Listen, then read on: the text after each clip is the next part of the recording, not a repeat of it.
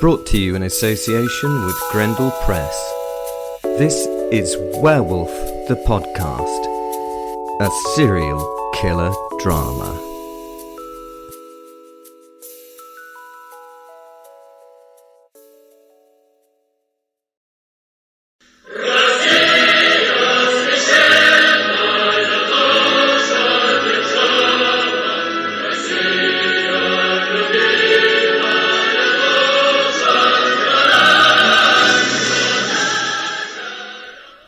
Hello, this is Will, your werewolf, and this is Werewolf the Podcast. Today we're going to be talking about a werewolf conspiracy. Yes, a real conspiracy. Well, if you believe in werewolves, that is. So you want to know who runs this world? You little lambs sit down under the heels of your lords and masters and believe what social media tell you. Or do you really? Who runs this world? Well, with this bit of outpouring, I'm going to show you the proper way of things, if you believe it. Meet Vladimir Putin, the ruler and king of Russia. Now call this head of state what you wish. He keeps control of the lands about him as much as a god. That is because he is a god. He is a werewolf. Not a very sane one, but he is. Putin is an excellent example of how a predator placed in the correct position can run and control the herds of you as though you have no free will. Well, you are given free will, but only the choices to make from a tiny band of free choices. Putin was born in Leningrad when it was still Leningrad, and after leaving the university there with a law degree, went to work for the KGB as a foreign intelligence officer. He rose quickly through the ranks with a reputation for efficiency and strength to lieutenant colonel. He spent some time in Dresden in disguise as a translator. He was fluent in German and gathered the information for the KGB from terrorist organizations like the Red Army faction. He also spent some time in South Asia and was part of a group that saved files for the Russian authorities from falling into the wrong hands at the fall of the Berlin Wall.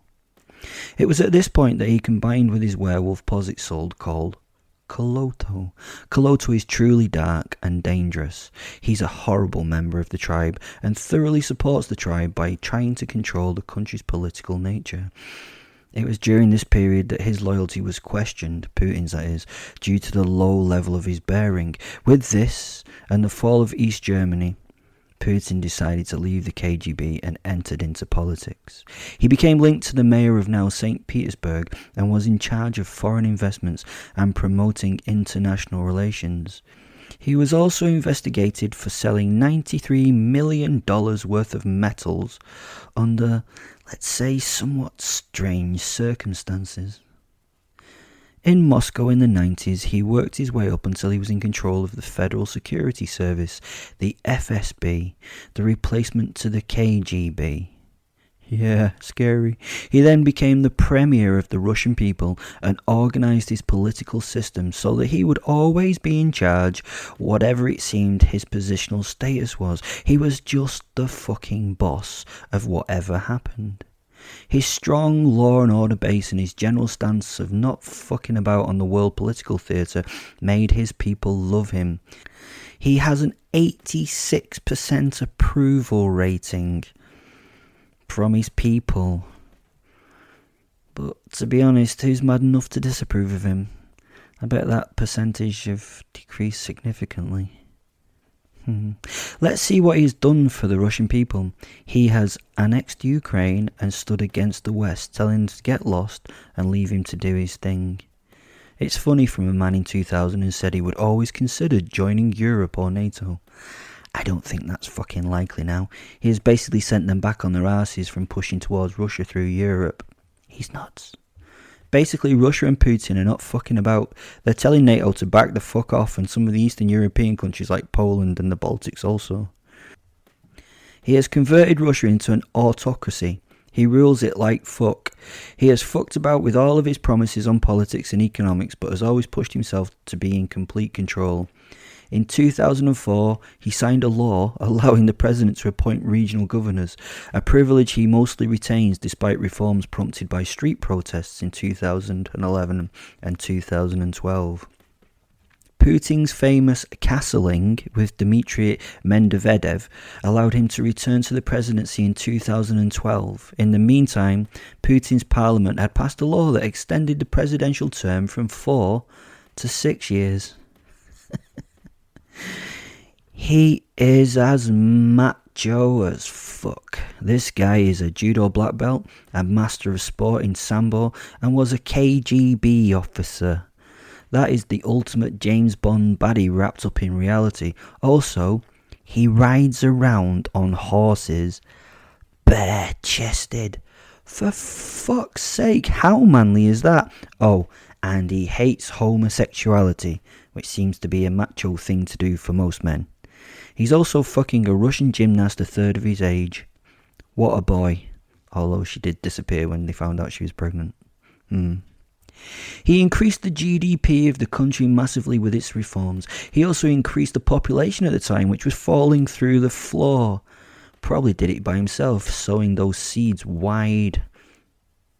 He completely fucked off the ability of his people to have free speech. You just do not do that shit over there.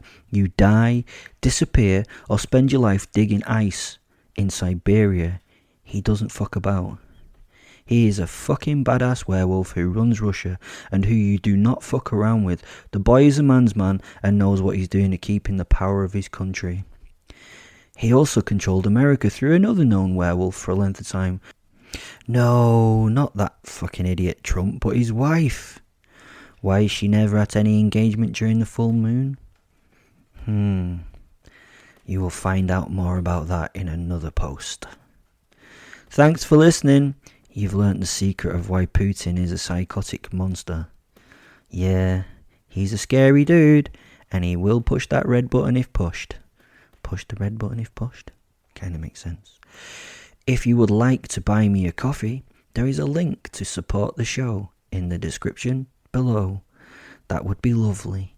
Thank you very much for listening. You are the best. Bye.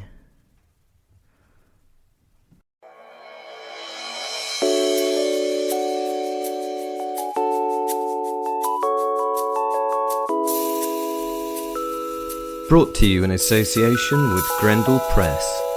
This is Werewolf the Podcast, a serial killer drama.